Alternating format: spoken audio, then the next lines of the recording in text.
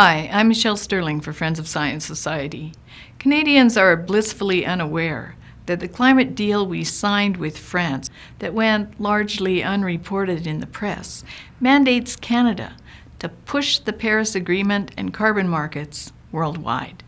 These policies are ruinous to Canada, to Canadian oil, gas, coal, and mining operations and forestry, but for France, which runs on nuclear domestically and imports all of its oil from despot nations, could be a windfall, and furthermore, might give them global leverage against the U.S., which pulled out of the Paris Agreement.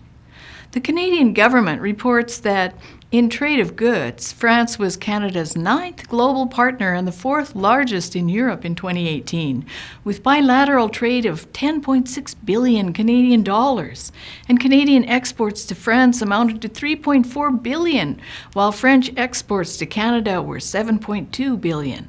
That's impressive.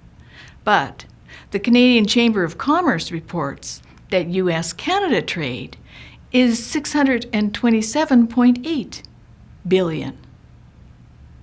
So thanks in part to the tar sands campaign against Alberta, where Greenpeace specifically targeted French investment here, as outlined in this grant description of the Oak Foundation, the French oil giant Total SA pulled much of its investment out of Alberta oil sands and invested $5 billion in Iran.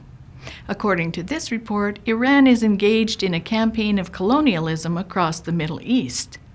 So while Albertans continue to try and make the case for our ethical oil, Canada has signed a climate deal with France, which imports oil from despot nations and which openly threatens our largest trading partner, the U.S.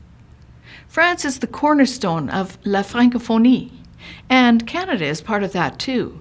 This forms a large bloc of influence at the UN and in other climate-related forums. So France likes to say, we have no oil, we have ideas.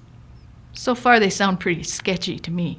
Obviously, there's something wrong with this picture, the biggest part being that the Climate Intelligence Group out of Europe has issued a World Climate Declaration with about 1,000 scientists stating there's no climate emergency and carbon dioxide is not the control knob that can fine-tune climate. So if there's no climate emergency, then there's no need to demarket the Alberta oil sands, and there's no need to play ball with France on climate, carbon, or Paris.